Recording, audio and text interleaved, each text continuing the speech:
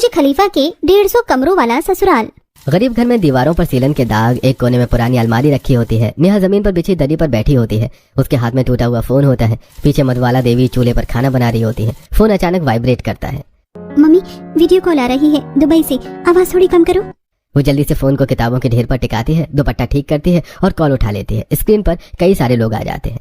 Good morning sir, इस बार मैंने जो मार्केटिंग एनालिसिस किया है उसमें साफ दिख रहा है कि पिछले 3 महीनों में सेल्स बहुत कम हुई है। अगर हम अपने प्रोडक्ट्स को सही टारगेट ऑडियंस तक नहीं पहुंचाएंगे तो कंपनी को नुकसान होता रहेगा। एक एम्प्लॉय बीच में टोक देती है। नेहा, तुमने कितने साल हो गए हैं इस कंपनी में काम करते हुए? अब तो थोड़ी इंग्लिश भी सीख लेनी चाहिए। तुम्हारी वजह से हम किसी इंटरनेशनल क्लाइंट से बात ही नहीं करा सकते हैं। I am sorry ma'am. वो नजरें झुका लेती है। स्क्रीन पर बैठे लोग फुसफुसाने लगते हैं।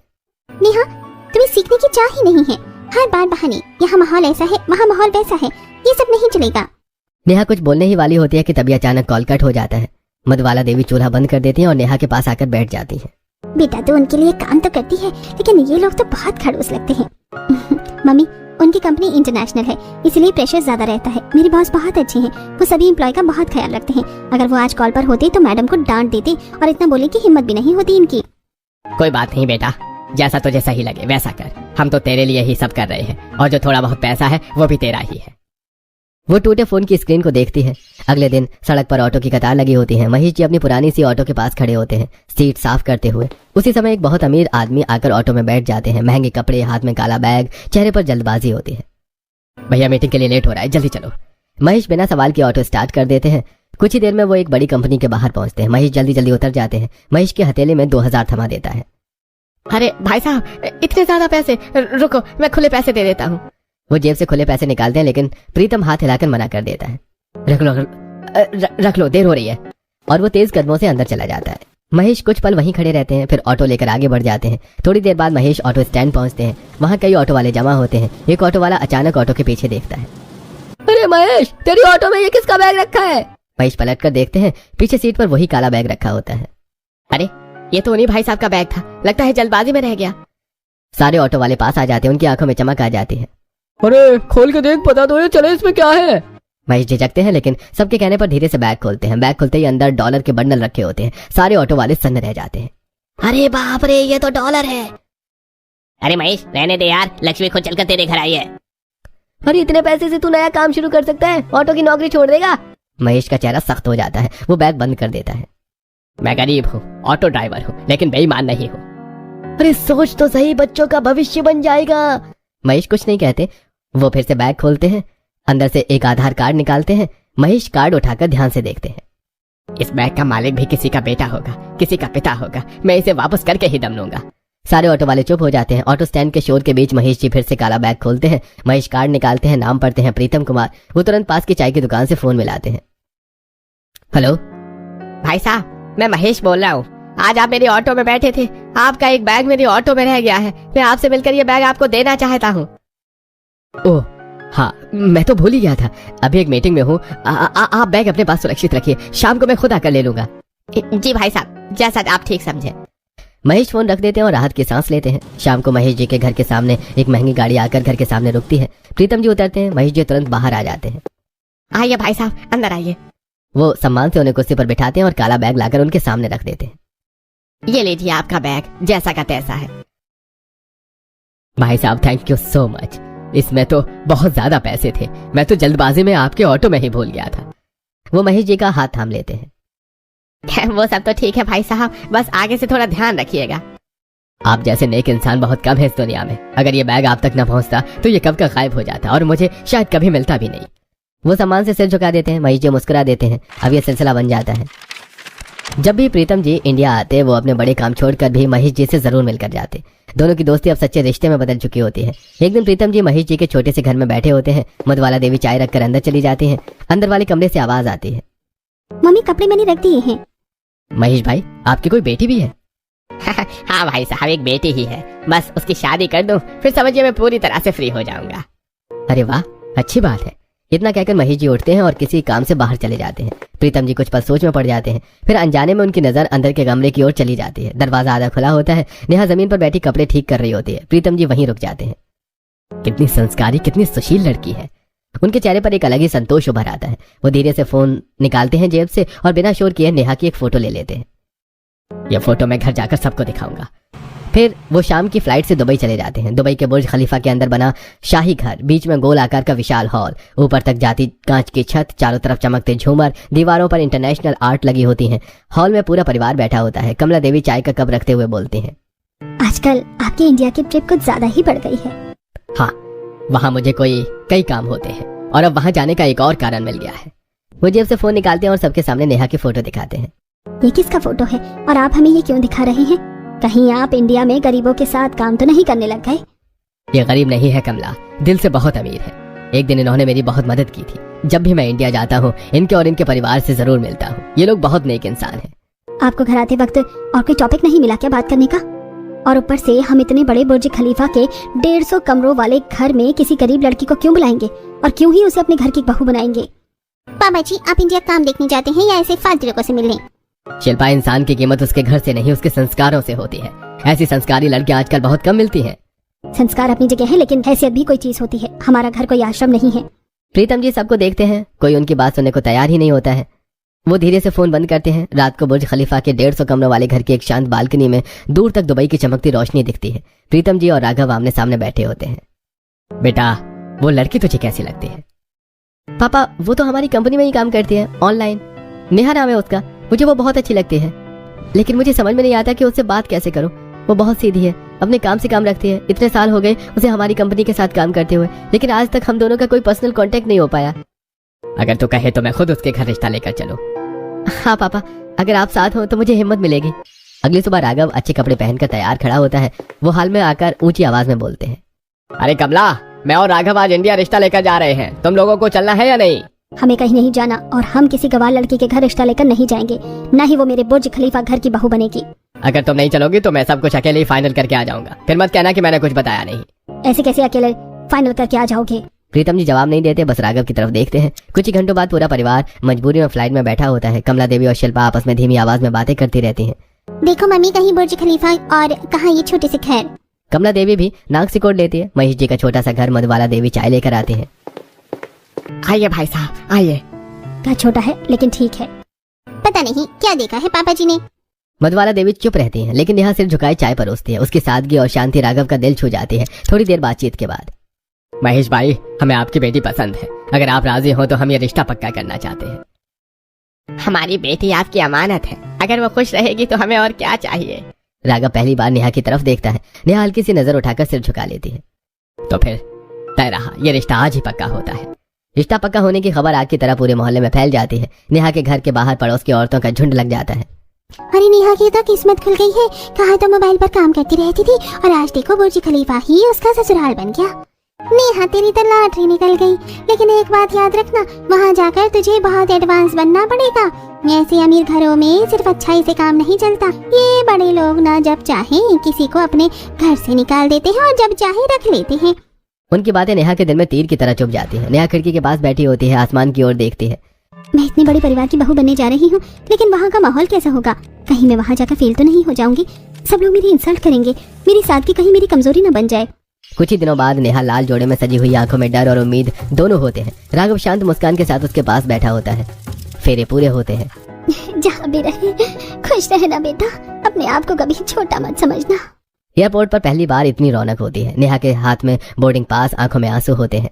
फ्लाइट के अंदर बैठते ही नेहा खिड़की से बाहर देखती है। शाम को बुर्ज खलीफा के अंदर बना 150 कमरों वाला शाही घर, मुख्य गेट के सामने नेहा दुल्हन के जोड़े में खड़ी होती है। जैसे वो दहलीज पर पहला कदम रखती है, अचानक इलेक्ट्रॉनिक गेट अपने आप खुल जाते हैं। पूरा घर एक साथ रोशनी से जगमगा उठता है। झूमर जल उठते हैं। दीवारों पर लगी लाइट्स ऊपर तक दिख जाती है। दरवाजे से ऊपर तक कमरे ही कमरे दिखाई देते हैं, मानो आसमान तक घर बना हो। नेहा की आंखें फैल जाती हैं। वो हैरान खड़ी रह जाती है। यहाँ तो लोग सिर्फ देखने आते हैं बुर्ज खलीफा, और मैं कितनी खुशकिस्मत हूँ कि मेरा ससुराल ही बुर्ज खलीफा बन गया। सब लोग सही कहते थे, सच में इसमें 150 कमरे हैं। ऊपर तक बस कमरे ही कमरे बने हैं। उसकी आंखों में चमक होती है, लेकिन साथ में डर भी होता है। मैंने तो कभी सोचा भी नहीं था कि मैं इतने बड़े परिवार की बहू बनूंगी। तभी ढोल नगाड़ों की आवाज, फूलों की बारिश और स्टाफ की कतार आती है। वेलकम बहू रानी। नेहा के सामने आरती की थाली आती है। हर चीज शाही होती है। इतना बड़ा घर तो तुमने पहली बार देखा होगा ना, है ना? नेहा चुप रह जाती है, नजरें झुक जाती हैं। तुम जैसे लोग तो झोपड़ियों में रहते हैं। गवार लोगों की हैसियत तो होती नहीं, बस अमीर घर के लड़कों को फंसा लेते हैं और फिर उनके घर में शादी करके चली आती है। नेहा की आंखें भर आती हैं, वो सिर झुका लेती है, शर्मिंदा हो जाती है।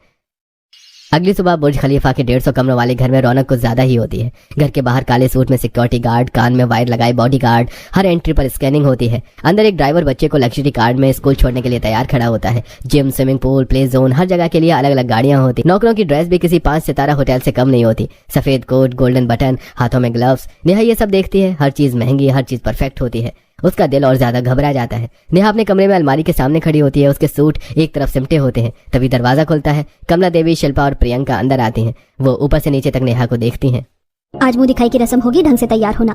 दुबई के बड़े लोग आने वाले हैं, तूने इस घर में आकर वैसे भी हमारी बहुत बेइज्जती करवा दी है। अब कम से कम थोड़े ढंग के कपड़े पहन लेना।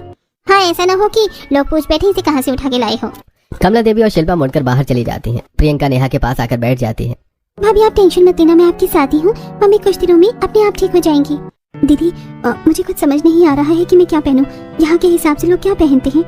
प्रियंका मुस्कुराती है, अलमारी खोलती है। वो एक खूबसूरत सॉफ्ट कलर की एलिगेंट ड्रेस निकालती है। न ज्यादा दिखावा, न ज्यादा सादगी।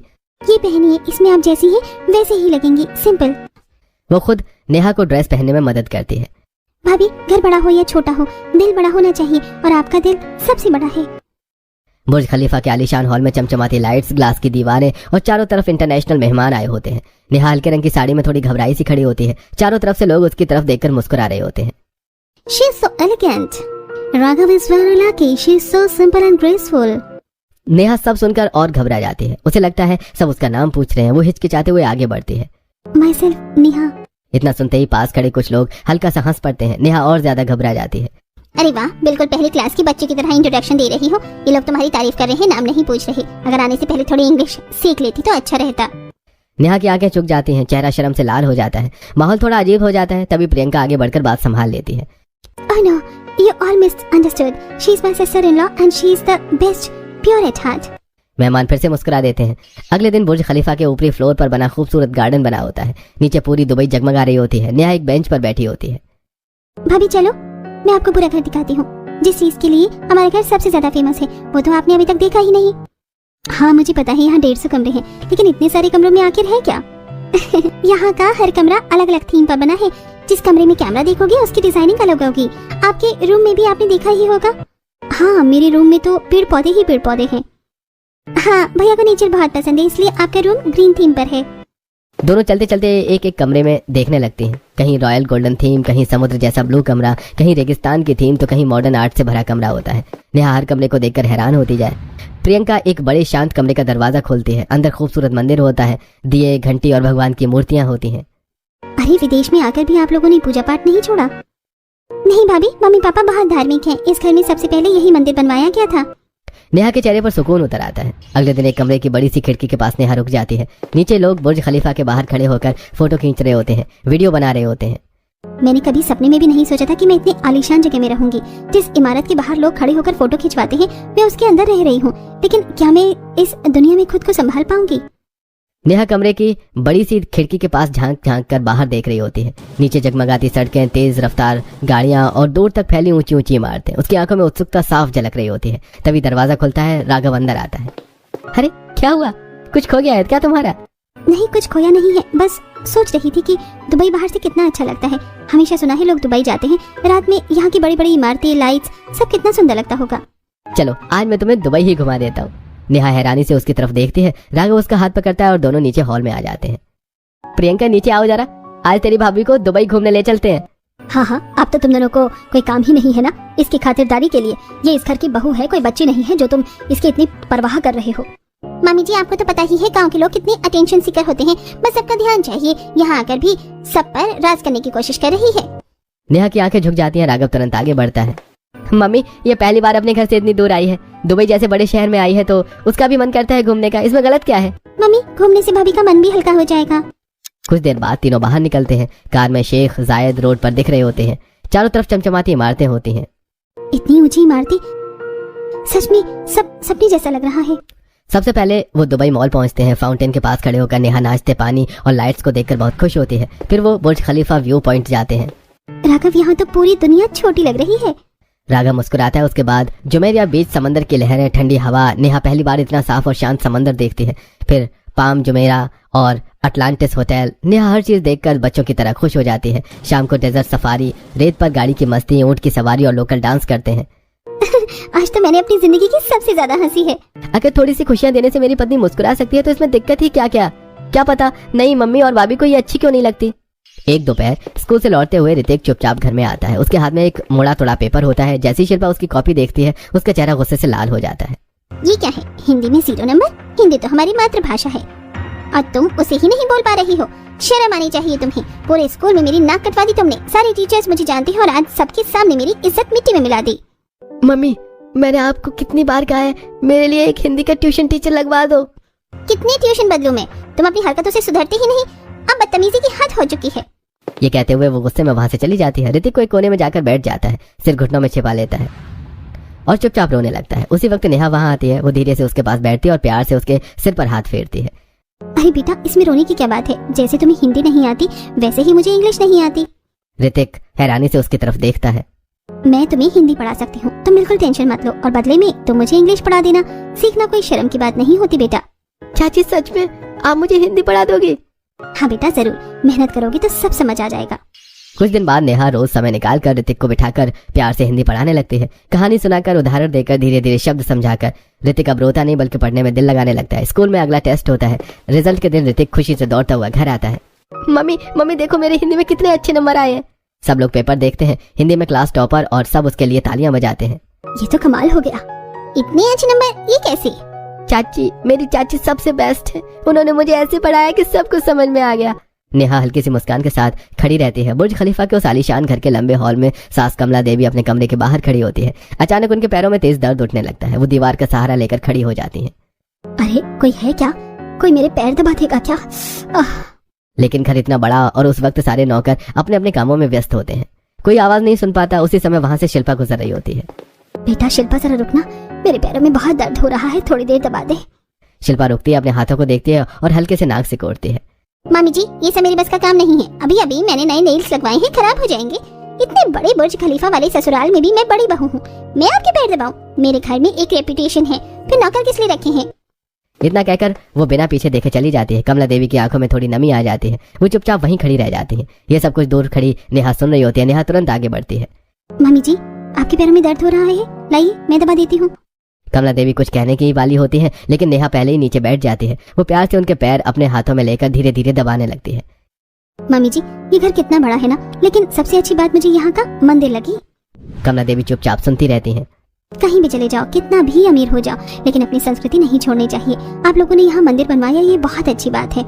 मम्मी जी, आप लोग मुझे अपना कर तो देखिए। मैं तो आप सबको अपना ही मानती हूँ। मैं दिल से सबको बहुत प्यार करती हूँ। बेटा तू सच में बहुत अच्छी है। नेहा बस मुस्कुरा देती है और उनके पैर दबाती रहती है। अगले दिन से कमला देवी के व्यवहार में धीरे धीरे बदलाव आने लगता है। एक सुबह बुर्ज खलीफा के उस शाही ड्राइंग हॉल में सास कमला देवी सबको बुलाती है। उनके चेहरे पर आज अलग ही चमक होती है। मेरी छोटी बहू नेहा के स्वागत में कल एक ग्रैंड पार्टी होगी। इस पार्टी में मिलेनियर्स, बड़े बड़े बिजनेसमैन और कई शेख साहब आने वाले हैं। ये सुनते ही पूरे घर में हलचल मच जाती है। मम्मी, फिर तो अब मुझे नेहा को शॉपिंग भी करानी पड़ेगी। ऐसी पार्टी में सादी बहू नहीं चलेगी। हाँ बेटा बिल्कुल, तुम अभी मॉल चली जाओ दोनों, और जैसी ड्रेसेस घर की बहू को शोभा दे वैसी ही लेना। शिल्पा और नेहा दुबई के सबसे बड़े मॉल में जाती हैं। चारों तरफ लग्जरी ब्रांड्स, चमचमाती लाइट्स और शीशे लगे होते हैं। ये देखो, ये भी ट्राई करो। आज तुम सिर्फ मेरी देवरानी नहीं, मेरे परिवार की शान हो। आखिरकार एक प्रिंसेस स्टाइल ड्रेस फाइनल होती है। नेहा आईने में खुद को देखकर थोड़ा चौंक जाती है। दीदी, मैं सच में ऐसी लग रही हूँ? आज तुम सच में किसी प्रिंसेस से कम नहीं लग रही हो। अगले दिन बुर्ज खलीफा के अंदर पूरा हॉल रोशनी से जगमगा रहा होता है। महंगे सूट, रॉयल गाउन और चारों तरफ शेख और बड़े बड़े अमीर लोग। तभी शिल्पा और नंद प्रियंका नेहा को लेकर एंट्री करती हैं। नेहा प्रिंसेस ड्रेस में इतनी खूबसूरत लग रही होती है कि कुछ पल के लिए सबकी नजरें वहीं ठहर जाती हैं। माइक हाथ में लेकर नेहा स्टेज पर जाती है। I am truly blessed to be a part of such a wonderful family. This house taught me that real wealth is not rooms or money, but the hearts that accept you. पूरी speech English में सुनकर hall में कुछ seconds की खामोशी छा जाती है। फिर जोरदार तालियां गूंज उठती हैं। सब हैरान हो जाते हैं। शेख भी एक दूसरे को देखकर सिर हिलाते हैं। नेहा जब स्टेज से उतरकर शिल्पा के पास आती है। नेहा, तुमने तो आज बहुत बड़ा सरप्राइज दिया है। इतनी जल्दी और इतनी सुपरफास्ट इंग्लिश कैसे सीख ली? दीदी, ये सब आपके बेटे का कमाल है। मैंने उसे हिंदी सिखाई और उसने मुझे आइडिया दिया कि चाची आप YouTube से इंग्लिश सीख लो। बस मैंने सीख ली। भाभी, आप तो एकदम फास्ट लर्नर निकली। अब तो आपने सबके छक्के छुड़ा दिए। पूरा हॉल तालियों से गूंज उठता है। बाहर और अंदर लोग बुर्ज खलीफा के साथ फोटो खिंचवाते रहते हैं। अगले दिन पूरा परिवार बुर्ज खलीफा की छत पर खड़ा होता है। सबके हाथ में कॉफी के कप होते हैं। आज मेरा परिवार पूरा हो गया। नेहा तो हमारे बुर्ज खलीफा के 150 कमरे वाले घर की असली दौलत है। कमरे तो वहाँ थे मामी जी, लेकिन दिल की जगह आज नेहा ही भरती है। सब जोर से हंस पड़ते हैं।